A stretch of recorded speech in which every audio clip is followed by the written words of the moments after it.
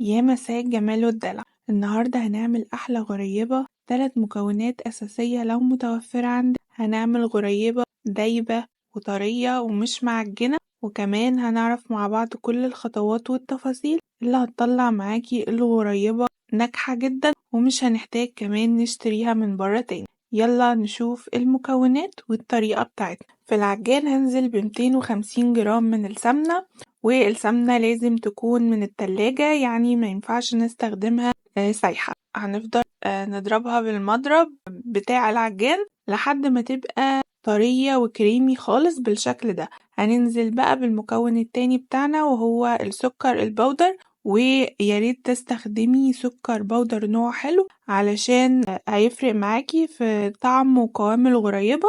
هنزل ب150 جرام من السكر، وده للناس اللي بتحب الحلويات مظبوطة. اما لو بتحبوا الغريبة تكون مسكرة شوية ممكن تستخدموا لحد 200 جرام من السكر البودر. هنفضل نضرب السكر مع السمنة لحد ما يتحول لقوام كريمي بالشكل ده، وطبعا من فترة للتانية هنرفع العجان وهننزل الجوانب علشان نضمن ان الخليط اتضرب كويس. الخطوة دي هتاخد معاكوا تقريبا 10 دقايق في العجان، وكل ما كانت السمنة بتاعتك ساقعة كل ما الخطوة دي هتكون أسرع معاكي. بعد كده هنزل ب500 جرام من الدقيق، وبرضو الدقيق يكون نوعه حلو. نزلت كمان بباكت من الفانيليا، والفانيليا هنا اختياري. أنا حبيت إن أنا أنكه الغريبة بالفانيليا، لكن هي مش أساسية، لو مش حابة تضيفيها مفيش مشكلة. كمان الإضافة التانية اللي هتفرق معانا في طعم الغريبة وهي ربع كوباية من الحليب البودر. لو متوفر عندك حطيه، لو مش متوفر عندك خلاص برضو مش أساسي في الوصفة بتاعتنا. ولكن ما ينفعش أبدا إن احنا نحط حليب سائل، لأن الغريبة ما بيدخلهاش أي سوائل، ودي خطوة مهمة جدا. لو الغريبة دخلت لها أي سوائل هتفرش معاكي وهتنشف في الفرن. كمان نتأكد إن الأدوات كلها اللي احنا بنستخدمها ناشفة ومفيهاش أي مية. غيرت بقى السلاح بتاع العجان واستخدمت الكف بتاع العجين، وبدأت إن أنا أعجن في عجينة الغريبة. عجينة الغريبة زي ما قلنا ما بيدخلهاش أي سوائل، فانتي في الخطوة دي هتعجني على قد ما تقدري. كل ما عجنتي عجينة الغريبة كل ما الغريبة طلعت معاكي ناعمة ودايبة وانتي بتاكليها. وما تقلقيش خالص، لأن دي عمره ما هيكون عرق وانتي بتعجني، علشان احنا مش حاطين أي سوائل. بعد ما وصلت للمرحلة دي من العجين ناجحة وتمام جدا، عجينة ناعمة جدا بتلزق في الإيد. عجينة الغريبة بتلزق جدا في الإيد، وما تقلقيش لما تلاقيها بتلزق معنى كده إن العجينة بتاعتك ناجحة. هبدأ أختبرها بإن أنا هكورها كده في إيدي وأدوس عليها.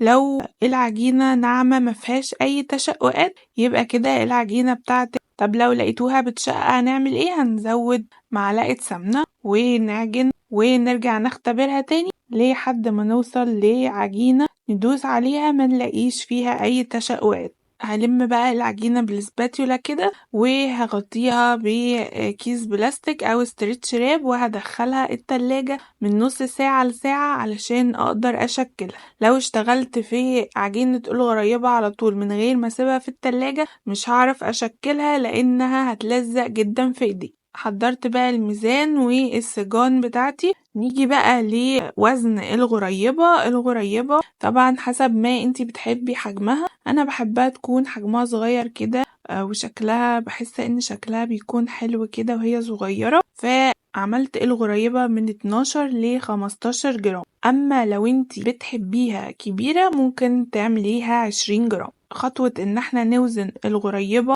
او نعملها حجم متقارب من بعضه حتى لو بالنظر كده ده مهم جدا علشان كلهم ياخدوا نفس التسوية في الفرن. بدأت أكورها بين ايديا وانعمها جدا بين ايديا، وبعد كده احطها في الصاج. مش هدوس عليها ولا اي حاجة، زي ما هي كده هحطها. ولما اجي احط المكسرات او اللولي اللي بيتحط على الغريبة هدوس عليها دوسة خفيفة كده، او ممكن تحطيش اي حاجة وتسيبيها زي ما هي كده. بس بقى لو مش هتحطي حاجة عليها ممكن بقى تدوسي دوسة خفيفة كده بصباعك عشان بس تساوي السطح بتاعها ويبقى شكلها متناسق. بدأت بقى احط اللولي بتاع الغريبة بالشكل ده، وهدخله على فرن متسخن من قبل على درجة حرارة 150. وخطوة التسوية مهمة جدا وبتفرق جدا في الغريبة بتتسوى على درجة حرارة واطية زي ما قلنا درجة حرارة 150.